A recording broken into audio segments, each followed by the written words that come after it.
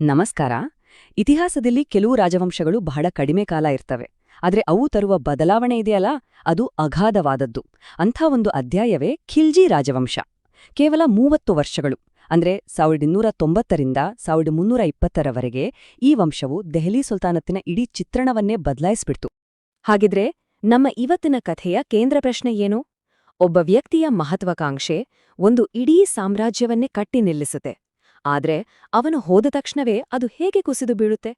ಈ ಪ್ರಶ್ನೆಯ ಸುತ್ತಲೇ ಇಡೀ ಕಥೆ ಹೆಣೆದುಕೊಂಡಿದೆ. ಸರಿ, ಹಾಗಾದ್ರೆ ಈ ಕಥೆ ಶುರುವಾಗೋದೇ ಇಲ್ಲಿಂದ.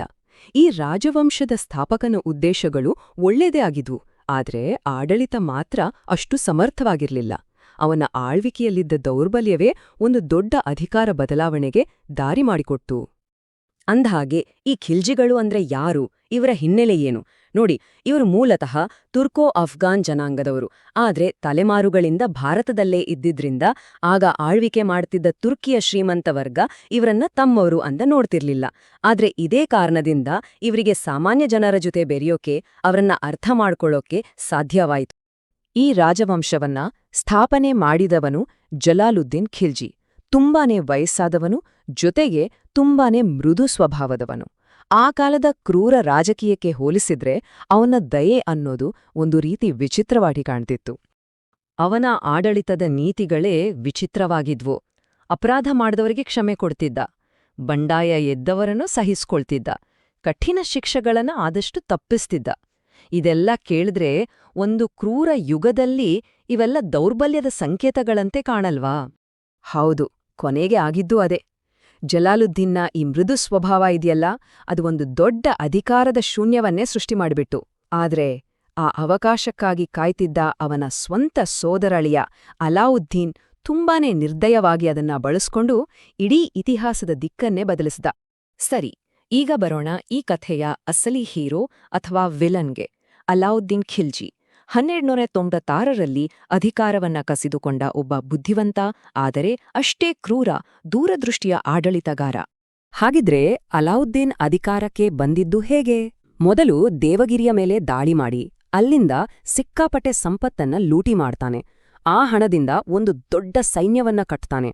ಆಮೇಲೆ ತನ್ನ ಸ್ವಂತ ಚಿಕ್ಕಪ್ಪನನ್ನೇ ನಂಬಿಸಿ ಮೋಸದಿಂದ ಕೊಲೆ ಮಾಡ್ತಾನೆ. ಅವನ ಪಾಲಿಗೆ ನಂಬಿಕೆಗಿಂತ ಶಕ್ತಿಯೇ ದೊಡ್ಡದು. ಅವನು ಅಧಿಕಾರಕ್ಕೆ ಬಂದ್ಮೇಲೆ ಸುಲ್ತಾನತ್ತಿನ ಗಡಿಗಳು ವೇಗವಾಗಿ ವಿಸ್ತರಿಸಿದ್ವು. ಉತ್ತರ ಭಾರತದಲ್ಲಿ ಗುಜರಾತ್, ರಣಥಂಬೋರ್, ಚಿತ್ತೂರ್ ಎಲ್ಲವನ್ನೂ ಗೆದ್ದ. ಅಷ್ಟೇ ಅಲ್ಲ, ದಕ್ಷಿಣದ ಕಡೆಗೂ ಅವನ ಕಣ್ಣು ಬಿತ್ತು. ತನ್ನ ನಂಬಿಕೆಸ್ಥ ಸೇನಾಪತಿ ಮಲಿಕ್ ಕಾಫೂರನ್ನು ಕಳಿಸಿ ಮೊದಲ ಬಾರಿಗೆ ದಕ್ಷಿಣ ಭಾರತದಲ್ಲೂ ತನ್ನ ಸಾಮ್ರಾಜ್ಯದ ಬಾವುಟ ಹಾರಿಸಿದ. ಆದ್ರೆ ಅವನ ಅತೀ ದೊಡ್ಡ ಸೈನಿಕ ಸಾಧನೆ ಅಂದ್ರೆ ಬೇರೇನೇ ಇದೆ. ಅದು ಮಂಗೋಲರನ್ನ ಹಿಮ್ಮೆಟ್ಟಿಸಿದ್ದು. ಅಲಾವುದ್ದೀನಗಿಂತ ಮೊದಲು ಮಂಗೋಲರು ಉತ್ತರ ಭಾರತದ ಮೇಲೆ ಪದೇ ಪದೇ ದಾಳಿ ಮಾಡಿ ವಿನಾಶ ಮಾಡ್ತಿದ್ರು. ಆದ್ರೆ ಇವನ ಕಾಲದಲ್ಲಿ 10ಕ್ಕೂ ಹೆಚ್ಚು ಬಾರಿ ನಡೆದ ದಾಳಿಗಳನ್ನ ಬರೀ ಹಿಮ್ಮೆಟ್ಟಿಸಿದ್ದಲ್ಲ, ತುಂಬಾನೇ ಕ್ರೂರವಾಗಿ ಬಗ್ಗುಬಡ್ದು ಅವರ ಬೆದರಿಕೆಯನ್ನ ಶಾಶ್ವತವಾಗಿ ಕೊನೆಗೊಳಿಸಿದ. ಆದ್ರೆ ಅಲಾವುದ್ದೀನ್ ಅಂದ್ರೆ ಕೇವಲ ಯುದ್ಧ ಮಾತ್ರ ಅಲ್ಲ.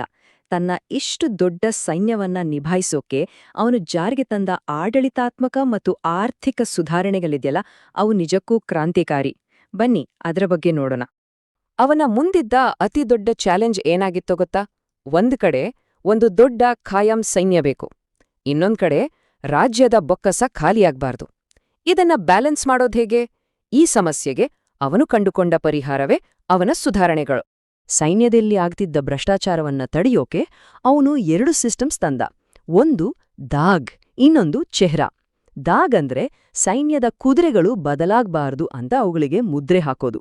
ಚೆಹ್ರಾ ಅಂದ್ರೆ ಒಬ್ಬ ಸೈನಿಕನ ಬದಲಿಗೆ ಬೇರೆಯವರು ಬಂದು ಹಾಜರಿ ಹಾಕೋದನ್ನ ತಡೆಯೋಕೆ ಪ್ರತಿಯೊಬ್ಬ ಸೈನಿಕನ ಸಂಪೂರ್ಣ ದೈಹಿಕ ವಿವರವನ್ನ ದಾಖಲಿಸೋದು.